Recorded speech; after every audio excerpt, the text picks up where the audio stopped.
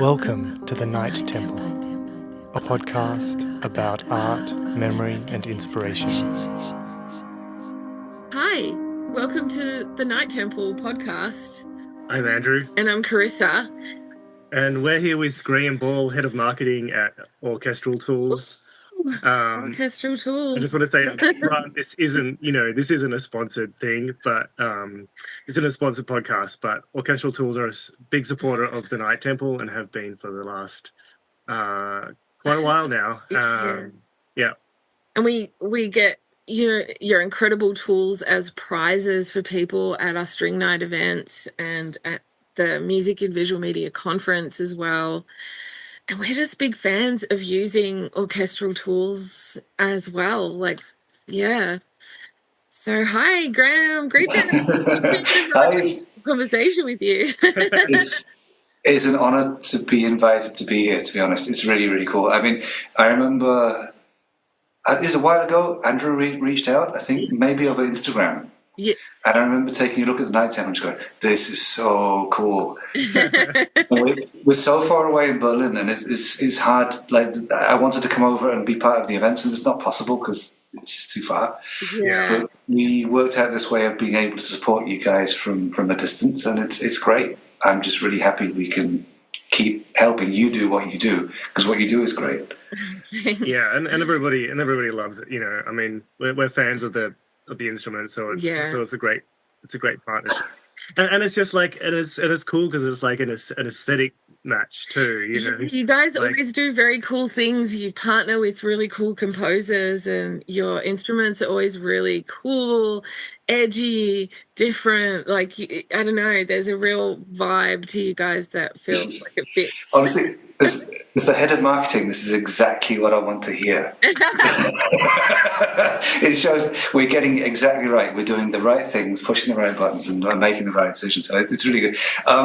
To full disclosure, not all of the decisions I made are strategic. Like, a lot of the partnerships we have are things that kind of come along. There's a weird. It's the way we decide which products to make. There are lots of different decision-making processes that go into this. Sometimes it's something that Hendrik Schwarz, the CEO and the founder, it's an idea that he's had for a long time. He just wants to create that instrument. Sometimes it's a chance encounter. Sometimes it's just somebody hears something and thinks that they might want to make a product with us. The one really cool one for me was when we released Talon. Yeah. Talon was, again, an interesting process in itself. This came about through Richard Harvey. Okay. Richard Harvey knows Michael Pert. Michael Pert helped us get stuff on the ground in Talon, helped organize the musicians, helped come up with the concepts. Anyway, Talon was an amazing experience. It was wonderful, and we released this. And soon after we released it, I got an email from a guy called Alexander Hacker, who said, I really like this Talent thing. Maybe you could do an artist discount or a deal or something, or some kind of sponsorship. And I was very, very aware of Alex's work. So great, it was awesome. And but then this in turn led to doing drones. Cool. So then we did drones with Alex. And I suspect that this also in turn led to the collaboration we had with Mark Corvin. Right. So that Mark at some point just reached out and said, I like what you do, and I'd be really interested in maybe creating a library together, because he had all this. He had the apprehension engine, this thing that he developed.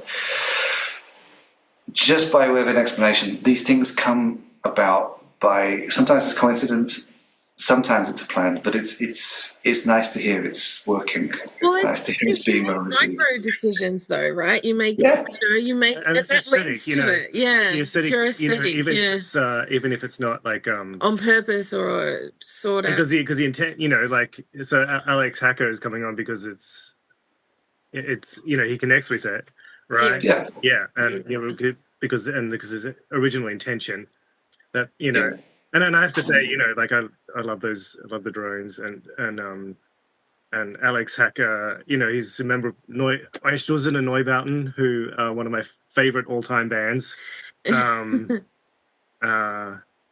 yeah, so I'm a super fan of the guy. I also saw him play guitar with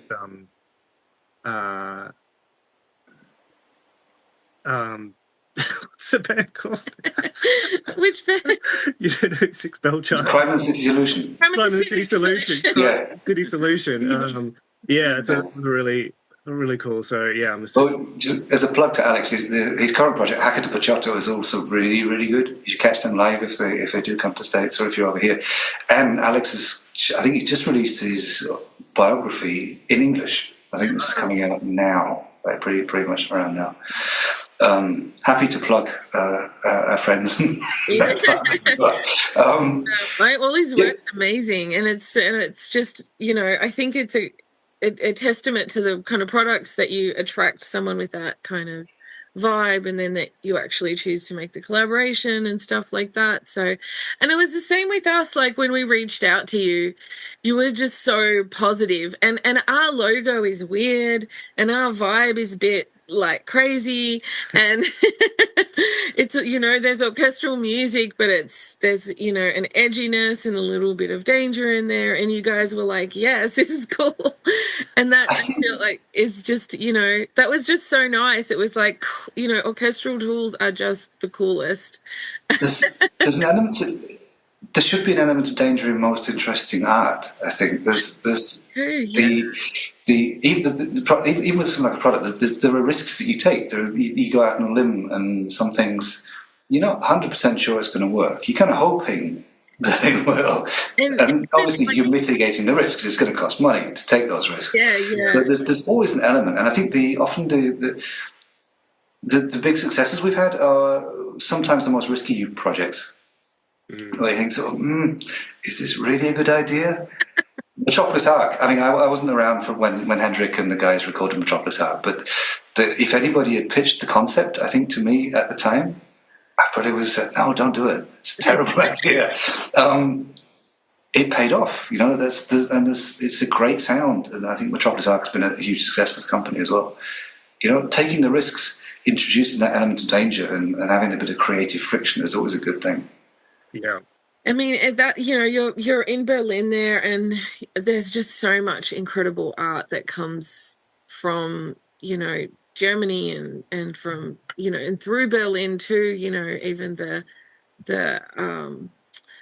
you know, Bowie and yeah, sure. Yeah. From Caspar David Friedrich to Berlin Attona, right. And Bergheim. Yeah, it's a city that inspires a lot of. We went through. We played a show there in 2019 and wanted to go back, and then everything shut down. But you know, definitely want to go back through, and hang out there as well. It just seems really conducive to this sort of creative spirit that embraces danger, embraces the edge, embraces exploration.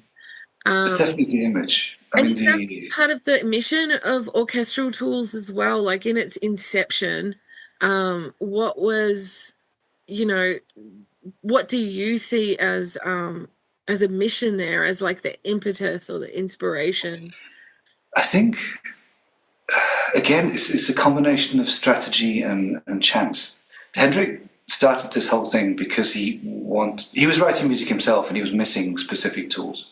Right. And, so the legend goes that he was working on a project, and he wanted to make realistic string runs, but didn't want to have to record everything. He wanted to be able to write with this because he didn't exactly know where it was going to go. So he set out to try and create something, and he did it, and then developed a taste for it, and then one thing led to another. And at some point, he started doing the Berlin series with Berlin Woodwinds and everything associated with that, which then, again, was a long-term plan. This is part of the strategic side. Yeah. The Berlin series is this huge modular thing that you piece together, and it all gels and it all mixes nicely. And then along the way, there was Metropolis Arc and that whole nonsense. I mean, it's crazy. This epic Brahms, the epic trailer sound, and to create a library for that was quite new at the time. People weren't doing that, and it's a while ago now. I forget the exact year, but and at that time I think I was working in Native Instruments.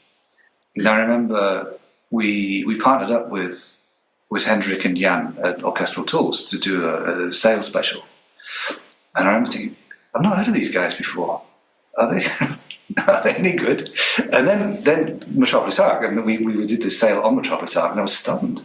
It was really impressive. And I think to answer the question is, there is a strategy here. The vision is about creating useful, inspiring musical tools that people will actually use, and that help people write the kind of music that is very cinematic and suitable for film.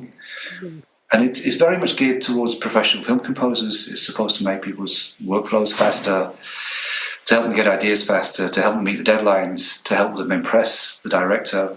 And I mean, I think you can see that red line, the red thread, as you'd say in German. I'm getting distracted by German. There's a red thread throughout the whole thing, which is all this kind of professional film composition, professional film music. And then there are little bits off to the side. And we've had the Creative Sound Packs series, which definitely a little tangent off, or a parallel universe, maybe, let's say. And that was fun. That was just strange ideas and giving people the space to follow the strange ideas and see what happened. What's involved in that one? I don't think I know that one. They're very small, sort of bite-sized projects. The first one was recording sounds of the forest.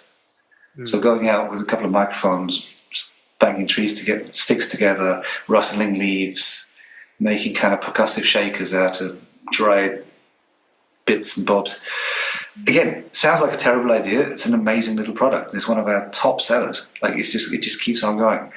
There's another one called Umbra, which is kind of there's a really low voiced humming shaman. Right. And there's a little sort of primitive flutes and some weird sort of wooden flutes and things, or bone flutes. I'm not sure. Before in something. Umbra's great. Played with that one before. Yeah, it's good. It's nice to be able to saddle those two worlds, like the sort of the weird creative quirkiness and the very clearly commercial pro world where you don't have time. You're working to a brief. Yeah. You might have your own ideas, but it's all about realizing what the director actually wants.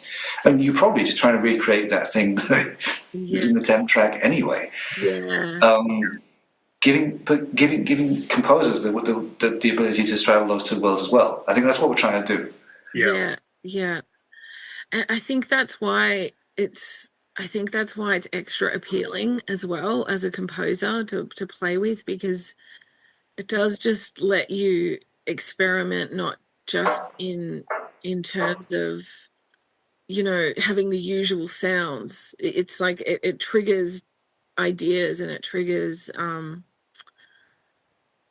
it's like a conversation that you can kind of have with the instrument and play with as you go, which is it's just a great jumping off point too sometimes for sparking the whole idea for something. Because the sounds are just made with very clear care and very clear intention, and they're really and they're recorded in pristine quality, of course, too, with the best microphones and the best spaces. There's definitely a vision there. I think the fun part isn't just seeing what comes next as well. We've been doing this for a while, and Hendrik's been doing it for a lot longer than me. I joined in 2019, December 2019, so I've been here just on 6 years. Yeah. And the ideas don't stop. There's no shortage of ideas at all. We're planning, embarrassingly, we're planning the second half of this year now. So we're still coming up with a couple of ideas to fill gaps in the calendar. But the ideas are the easy part. It's often realizing them effectively in a way that's viable as a commercial product. That's the hard part. Yeah. The sad thing, we've got to the point now where I think we've established the company name and brand pretty effectively. Like we're not a household name, by any means, but I think sort of within the little scene that we're in, people have heard of orchestral tools now. Yeah. And we got to the stage where we're actually we're getting more offers of collaborations than we can manage, and we have to say no occasionally, and that's horrible. I hate it. But it's just the way of the world, and maybe it'll change if things do change. We can grow significantly and take on more stuff, more staff, more resources. Then potentially we could grow a little bit. But at the moment, it's pretty healthy the way it is. Yeah. And it sounds like it's you get to be a little bit discerning too, and Yeah.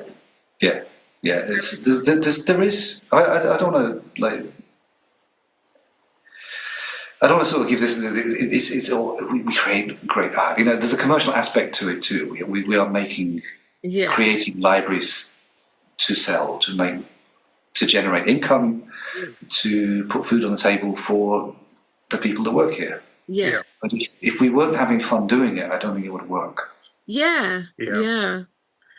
And I mean, that's part of, I think part of any good business model is just joy and love. Yeah. And otherwise, it should be anyway. Yeah. And especially with, things that are so connected to people emotionally. It's music, right? I mean, music does connect. And I think you can hear it in music too. There's music where you can hear, okay, they were dialing that in. And there's other tracks where you just go, oh, yeah, what were they thinking? It's brilliant. That's again, it's what gets your synapses kind of popping, and that's when it gets exciting. Yeah.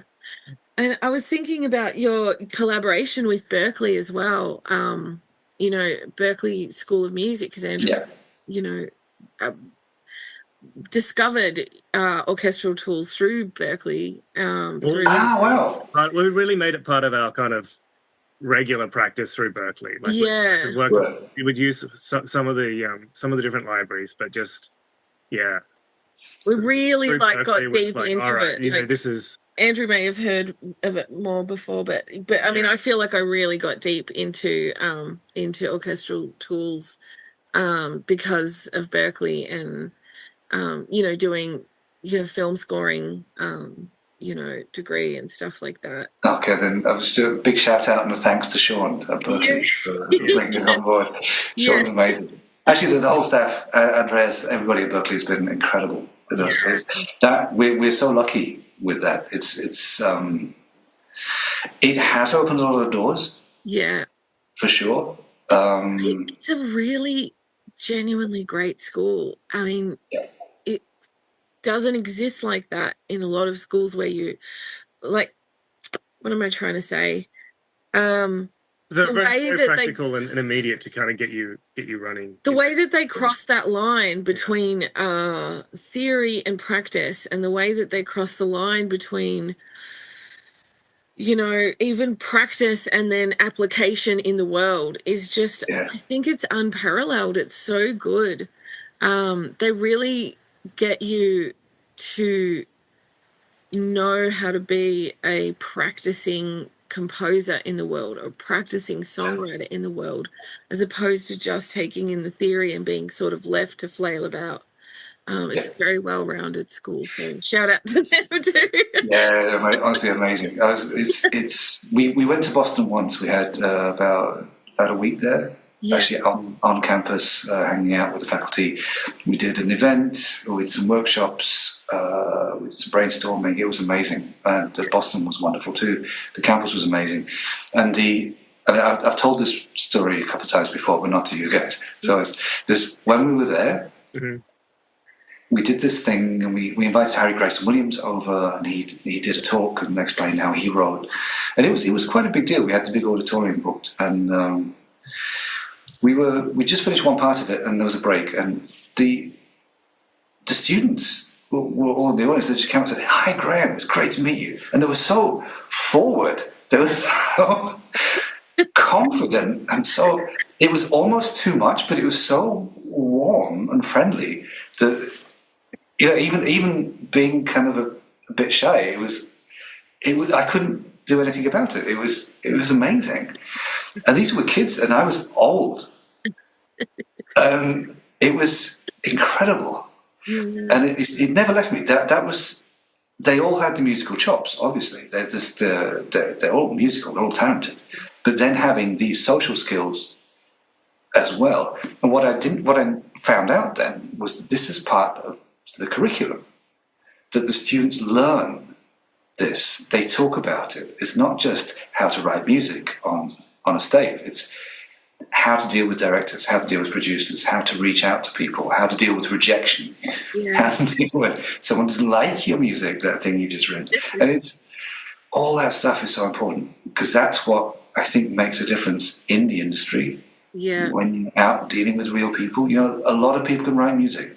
Yeah. A lot of them are very sensitive. Yeah. And a lot of them don't like dealing with people. And giving the students those skills is pretty vital. Yeah. Yeah, it's as you know, as artists, you know, yeah. I mean, like you said, most artists are pretty sensitive, and some of the skills you have to have can just be completely contrary to your personality. Yeah. And they're just skills you have to learn, you know. I think just dealing with rejection, I think success is just dealing with rejection for long enough, you know. That is such a pessimistic view, but lovely. I kind of just think it is, though. You just you put yourself out there 100 times to get the 3 key things that work. And so you just have to kind of blindly go look past it. It's okay. Just don't worry about it. I always think about this story that somebody told me about seeing Prince. He was opening for someone, I can't remember who, and he was in Orange County, and it was before he was famous, and he was opening for someone, and the crowd all just booed him and just wanted him to get off the stage so they could see the main person. And this is Prince. They weren't sitting there in open, you know, mind going like, oh, this is interesting. They were like, well, we don't care. Get off the stage. Like, to just, you know, one of the greatest artists, you know, modern artists. And I always just think about that and just think rejection's not even real half the time. It's like, you know, just don't even worry about it. Just blow past it and keep going. Yeah. Like, success is just the ability to not get stopped in your tracks when you're not seen, or when you're not responded to, or when you're not, you know, whatever. I like the idea that, you know, I just got rejected, but also Prince got rejected. But yeah. It's okay. It's okay. Yeah, it's an optimistic view. Pessimistic. Yeah, you're right. You might be right. And it's probably pessimistic, but you know, I'm a Scorpio. Yeah, it is important though, and I think this is something. I mean, I'm not a composer. I'm a hobby musician at best. But from what I hear from the composers and from producers and music supervisors and directors that I've talked to, it's the social skills often that make the difference. And I feel like to work with others is everything when you're working in a collaborative field. Yeah, and being not only the tenacity that you might expect from the sort of the grind industry that is probably not the best side of the industry either, but there's I think that's kind of part of the legend, but it's also about just being clear. I think being a clear communicator. I think also being clear, like when you say clear, like also just being authentic, you know. So it's not just about like like you said, like it's not just about the grind of like, oh, I've got to hit like 200 people and just get somewhere through the numbers, but it's and just take that rejection or whatever, and or even in working with through, but also just being, you know, like being able to express who you are to people, and finding those authentic connections, those authentic relationships that make things and then happen. And I think even just in dealing with others, just being clear about who you are and your skill set allows you to have less sensitivity as well in a working situation to go, oh, okay, you don't want that thing, you want this thing, which is all like composition is all about dealing with, you know, you make something and then someone that's sort of a non-musician comes back to you and tells you to change it, you know, for something. Yeah, and that's what we deal with like all the time. Yeah. And if you're like, oh, but this is my pressure, no, just forget it. Do a different job, because that's all it is. You know, you have to be collaborative and cooperative. And yeah. And listen, you have to have big ears, like really open ears all the time. I'm laughing though, because I'm normally that guy. I'm the non-musician. And when we release a product, we always have the audio demo. So this is the nicest part of my job. Like I brief the super talented people and say, okay, I've got this stupid idea what you could do, but just do what you want. This is what you could do, but just see where the sounds take you. Yeah. And then they send me back these little works of art. And then I go, yeah, you know, it's kind of too long. Maybe you could cut that bit. And it's basically, my comments are mainly about, okay, does it fit inside a video format? Can we make an ad out of this thing? Yeah. Is there something in there where I can imagine other musicians who are more talented and qualified than me might hear something in there that makes them not want to buy it? Yeah. But I'm that guy. Like, I'm the non-musician saying, I'm just not feeling it. Maybe try. And the thing about that though is that it's actually a good thing. Like I find that a lot of the times, you know, we'll bring something and then they're like, oh, it's the same kind of thing actually that you just mentioned. There's too much, there's too many instruments, or it's too long. There's, you know, something distracting in it. And you get your initial thought is like, yeah, that's great. And you're like, anyway, but like internally, and then you go and you make the change and you go, wow, that's better. Yeah. So you have to be open-minded to listen to the non-musicians too, because these are the things that make it work well. So I think if anyone who's ever done anything creatively, even if it's like just hobby music, singer-songwriter stuff, I mean, you'll have that experience where you stayed up till 4 a.m, like just mixing this thing and working on this song, and it's like totally great. Yeah. And then you play it to somebody else and just go, no. Oh, why would you do that? Why would you put that bass sound in there? That's just horrible. We need these interactions, you know. Yeah. You go crazy sometimes in your own little world. Definitely. Yeah, we get it all the time, even like in an office environment. I mean, I don't want to talk. I don't want to talk like a composer. You know, what we're doing is we're making videos, we're making ads, and we're writing copy. We're putting the website together. We're designing the stuff for the audio demos. And there's a creative and artistic element to that too. You know, it's a lot of fun. I have an amazing team. Yeah. Like we have Larissa who does the artworks, who absolutely kills it every single time. We've got Luke doing social media stuff. Yeah. All the things you see on Instagram will be directly from Luke or Kim. Kim, you might have seen in some of the Instagram videos. She's really super cool. Ben Arndt is our content manager. He manages the website, does all newsletters. Like when you get a newsletter from OT, it's from Ben Arndt. He actually wrote this stuff, and he pressed the button to send it. And there's all these little sort of interactions. Fabian doing the videos, Adam Marshall's the marketing manager. I have a really good team, and there's a creative process involved, even in creating something that's commercial, that's for sale. Yeah. And I think that's kind of the bit that we all enjoy. Yeah. It's not quite as cool as writing music, and I think most of us would rather be writing music for a living. But we'll leave that to the people who may be better at it, and we'll keep doing this because we're okay with this. So, but I am interested in you. You said you're a hobbyist at best. I think that's what you said, or something. What was that? What's your relationship with music and? All right, again, I don't want to claim too much. I've been a hobby musician for a very long time because I've been alive for a very long time. I play guitar, I sing, I had a band, made little electro pop songs. We performed in Berlin a lot. We never got anywhere. I never sent a demo off, and this is fine.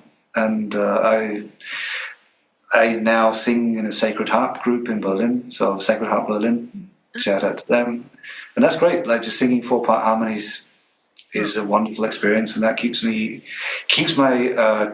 little musical fire burning in a modest way. But it's so precious, and it's so nice. It's yeah, nice to know. singing's great. Yeah, singing is. I love singing. You're a singer, right, Carisa? I am. Yeah, that is Okay.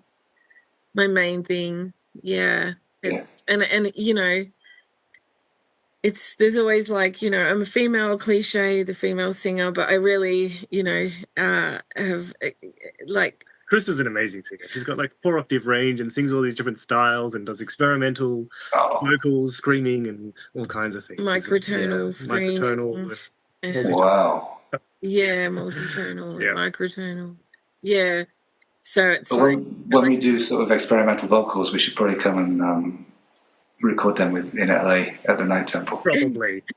I did actually. Yeah, I was like, when you were talking, I was like, Yeah, I mean, give us the pitch. really crazy. Pitch the idea. I'm sure there's a gap in the calendar somewhere we can do it. Awesome. Yeah.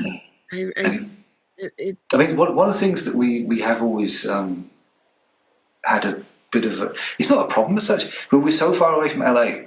And most of our business is definitely in the States. Yeah. Germany is a big territory for us too. The UK, obviously, Europe, France, Spain, Italy, Greece, all of these there's little territories that are also there. Yeah. Japan too. Recently, Japan's been kind of popping up, but most of it happens in the States, and we are a long way away. And we used to go to NAMM once a year. Yeah. And that was always nice to kind of connect, and we do a little tour and meet some composers and listen to the composers. Like, here, okay, well, you know, what kind of problems are you facing right now? How could we help as a software manufacturer? What are you missing? And that was always really productive. And we've not been able to do that for the last couple of years, starting with COVID, and then since then we've just been too busy. But that's one thing we would like to do, sort of long term as a company, to sort of build better bridges to LA.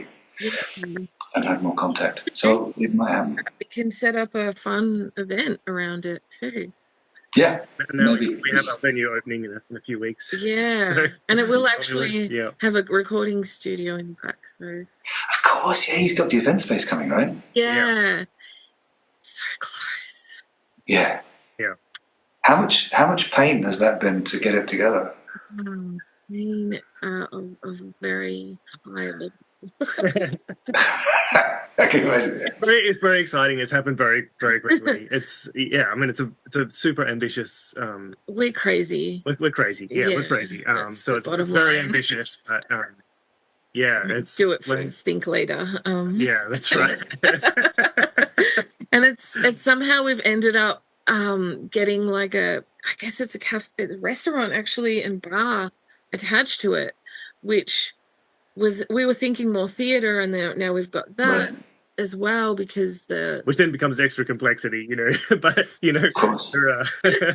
so it should be, that part of it should be open by April, May, the restaurant drink part, but the venue part should be open by possibly next week or two. Oh, wow. Yeah. Just have to paint it. And we did a really great call out for help. We're like, community, help us finish this. And we got donated some really great stuff, some mixing boards and computers. And we're like, help us paint. This is the community aspect is something that's huge. It never ceases to amaze me. There was. It's a bit of a segue from the event, and when I come to LA, I really want to see this space. I really hope it all works out, and I want to see a Night Temple themed cocktail at the bar. Nice. Cool. It's kind of dark. The community aspect, we support an event here called it's called the Nordic Film Music Days. It happens always around the Berlinale. The Berlinale is the big film festival in Berlin that takes place inexplicably in the coldest part of winter that everybody hates. No one knows why. It's just the way it is. Anyway, Nordic Film Music Days is organised by the Nordic countries. They share an embassy So the Danish, the Swedish, the Finns, and the Norwegians, and now some Estonians too, that we managed to connect to the whole thing. They all have this event that's for film composers, and they all come to Berlin, and we've been supporting them for the last couple of years.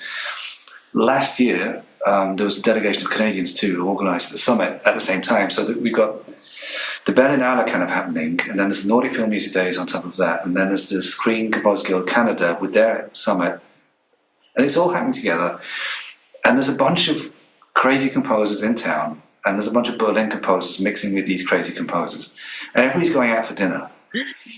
And kind of, they're all competing for the same work in the same fields, the same funding, and the same movies.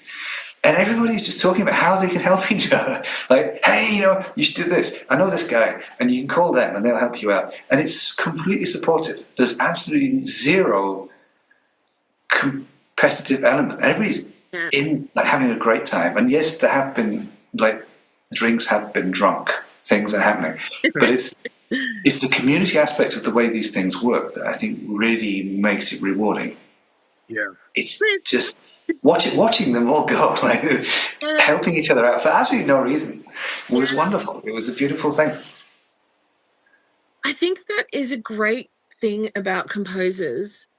Composers are collaborative artists. They're okay to not be even seen. And a lot of people, unless you're another composer in the industry, a lot of normal people out there don't necessarily notice the composer. You're behind the scenes. You're not like an artist where your face is out there and stuff. And I find that a lot of composers are just very, even though they're all competing for the same work, oddly collaborative, and it's sort of a weirdly collaborative medium in some way too, because you have to use musicians, producers. Sometimes there's additional music. Sometimes you don't know your area of expertise is synthesizers, and you need someone to orchestrate, or you need somebody to do percussion. There's areas of specialty that people have that, where you can just hire others in the community to just help you with those little elements. And I think overall it's actually, it can actually be more collaborative. I used to feel very isolated as a composer, and then, working with Andrew was a level above that, but then we were kind of, oh my gosh. Gesundheit. Thank you. Sorry, I lost my train of thought there. But then once we started the Night Temple, actually, because we started that in our living room, and we were like, let's invite no one has work, so let's try to get work, and bring all these directors over and people over. And then we were like, what about if we will hire the string players? And then we were like, what if we shared it with other composers?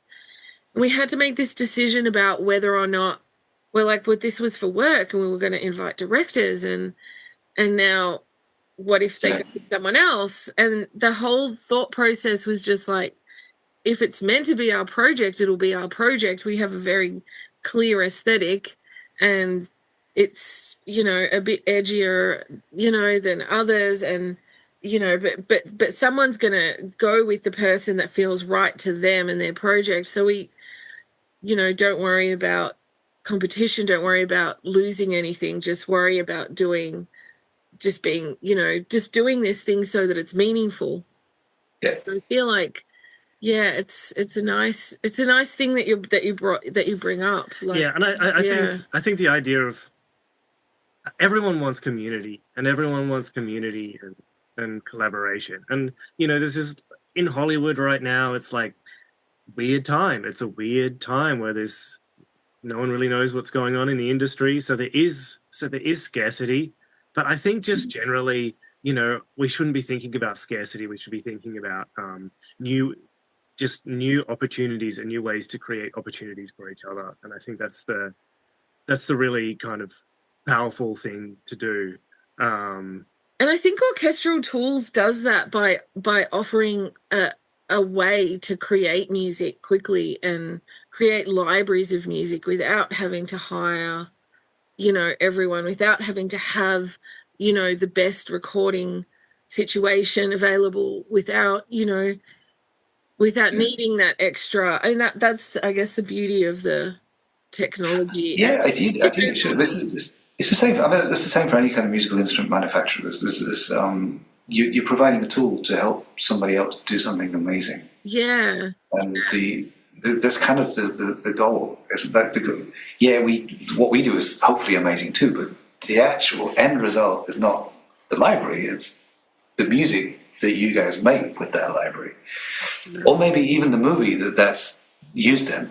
True. Maybe that's actually the point I'm trying to make is the whole thing is collaborative. I think it's very easy to get lost and get kind of hung up on the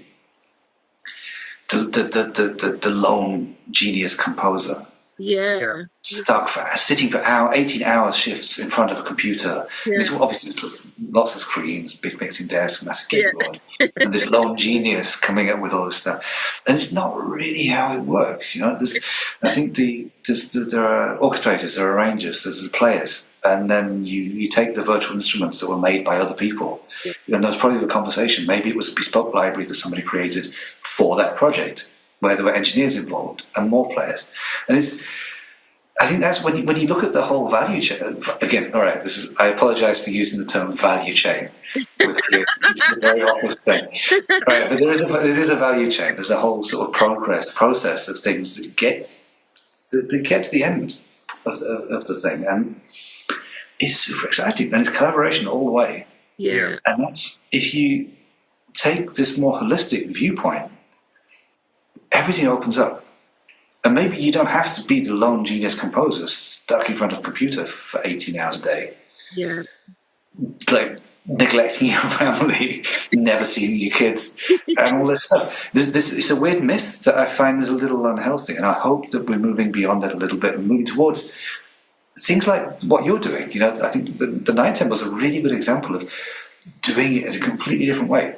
Yeah. Where you have these events where people actually meet and they improvise and do new things, and I'm sure sometimes it goes wrong.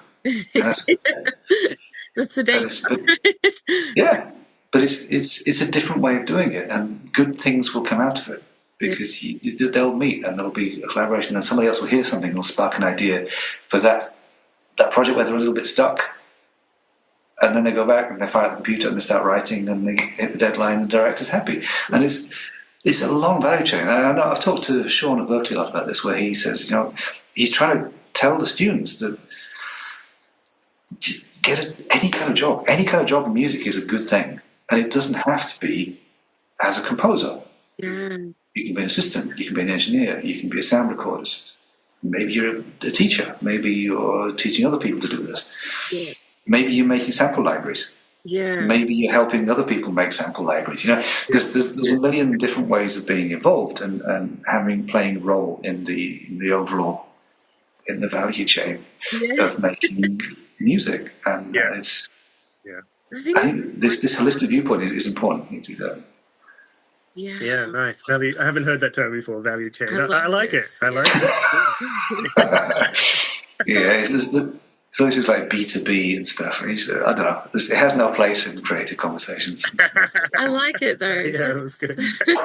We always make jokes with our team. We're like, let's table that and put a pin in it. And so we always make jokes. Circle. Yeah. There was something that I can remember that I mean to say. At our conference, it was we did this panel. It was like music. I can't remember what it was called. Music in the Box or something. In the Box, yeah. Yeah, and someone asked this great question. They were like, "All right, so you're starting out. You've got $5,000. How do you spend it?" And I can't remember exactly, but it was Matthew Wang. He said, it was something like spend it on your rent or whatever, or like spend a couple hundred, get a microphone and an interface, and then he was like, get Berlin Free Orchestra, the Berlin, orchestral tools, the basic Berlin Orchestra, and just start there, and then you're good to go. And I just wanted to throw that out there. Yeah, it was just like a really nice. Again, more music to my ears. Yeah. That was the free orchestra's been really good. We've got so many new users through the door, and what we're trying to do now is turn the people who are using the free orchestra and just persuade them to buy something. Yeah.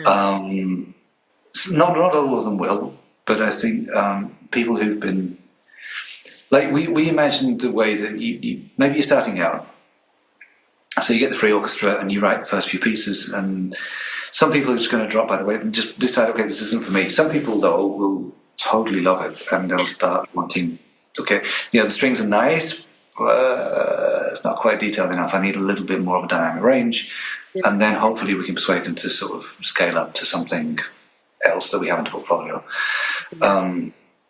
But even if we just got someone through the door and we've got them making music and they're enjoying themselves and not putting all that disastrous music on the internet,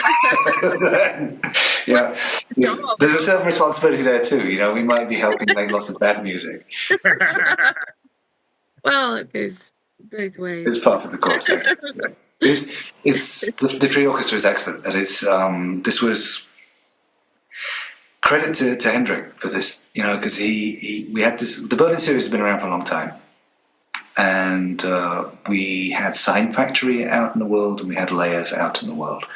Layers is super nice. It's really creamy sort of chords and stuff. It's very simple.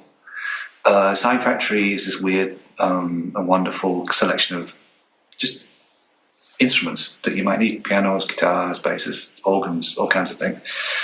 And Hendrik just came in one day and said, "We have to do a free orchestra. We've got all these great instruments, but what people actually want is a free orchestra." And so then we set about sort of thinking about how to do this best, and then the idea kind of gathered momentum, and it became this whole thing where we rejigged the whole structure of the Berlin series. So we created these big bundles. So then now there's kind of the Berlin Free Orchestra, and then there's the Berlin Orchestra that we did with the folks at Berkeley, designed basically around their curriculum. And then there's Berlin Orchestra Full, which is a bundle which gives you a good selection of strings, brass, woodwinds, and percussion. And then you go up from there. Then there's the Pro, and then the Max. And the Max is basically everything. Yeah. So the Max is really for sort of big studios, people who there's a lot of money coming in, they're getting big jobs, maybe they work as a team, you can get the whole thing set up on the various computers in the studio, it's all fine.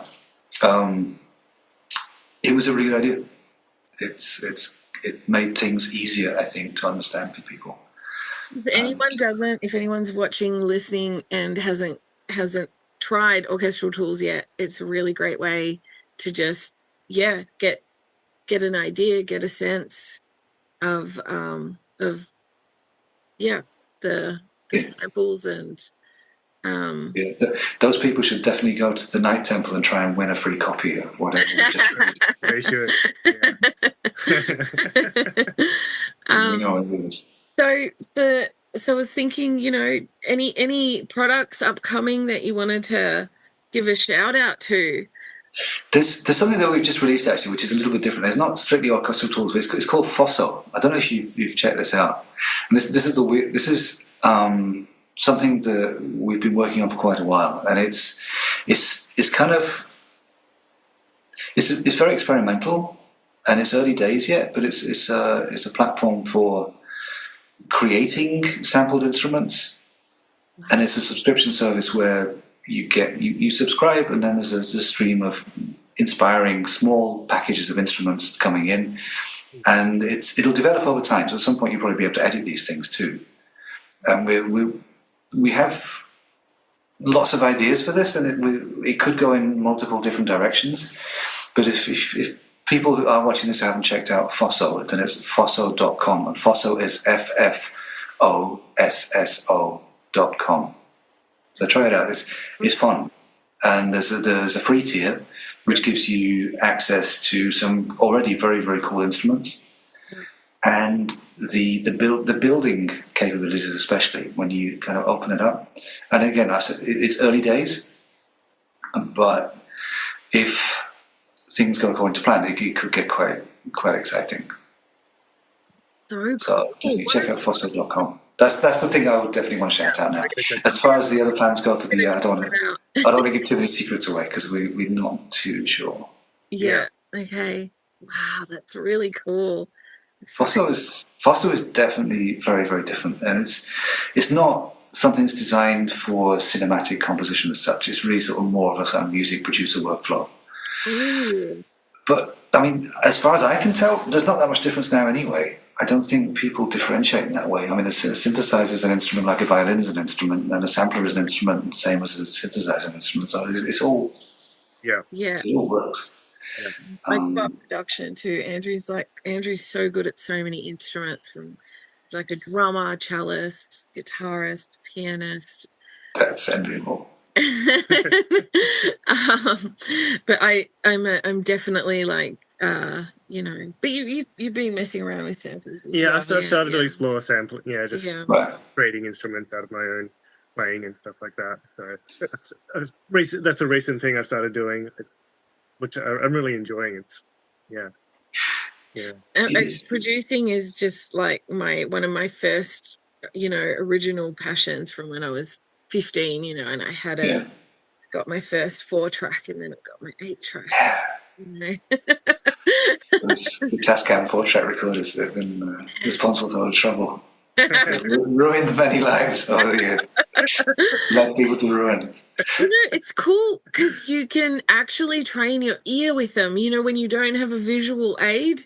Like the ability to just see an EQ spectrum instead of go, oh, that's that, and that's that. I mean, I think my ear is very good as a result of using, that gear for recording. But yeah, it's I don't know, just the visual. It's so weird how different it is being able to, produce visually instead of, just the ears. Right. I heard someone recently complaining that people are starting to mix visually, like they're starting to align things by sight and mix things by sight, like how big is the waveform and stuff, rather than actually trusting their ears. There's definitely an element to that. The old 4-track thing is a totally different paradigm. Oh God, I remember like just even using the compressor and going like nodule by nodule and being able to just hear the micro difference, and it's a real gift actually to have limitation, I think, sometimes. Yeah, definitely. And sometimes you need limitations, sometimes you need space and spectrum. And there's especially like as a multi-instrumentalist, I think there's some. I like the analogy of when I look at our portfolio again. I imagine like a practice room or a studio where you've got loads of instruments lying around, hopefully professionally hanging on racks and safe and well cared for, but maybe just lying around. And if you look at anybody's studios, there'll be a couple like you'll see the favourite guitars that get used a lot, and then there's like some sort of weird xylophone hanging around, and there's probably some sort of strange hurdy-gurdy type. I don't know. There's loads of weird instruments, and most of us can't play all those instruments. Sometimes it's nice to have them there, and you'll be following an idea, and there's that thing, that weird accordion that you haven't touched in 10 years, that one sound that it does well, that's what you want. That's exactly what you need for that piece. And I hope that our portfolio does the same job. So that you stuck, and then you go, well, oh, that's Umbra had that weird shaman voice. Right. That's what I need. If we're doing that, then I think we're getting it right. That's good. Yeah, excellent. I think you're definitely getting it right. Thank you. I hope so. Thank you so much for chatting with us today. It's been an absolute pleasure. I wish we could do it every week. Yeah, I know, right? It's, anyone that hasn't tried Orchestral Tools, go there right now. Check out all the products. It's really incredible stuff. And we do a giveaway every month from Orchestral Tools of something new or something old from their collection. And you can win a great prize at the conference. You can win an excellent prize at the conference. Yeah, a big one, a very big one.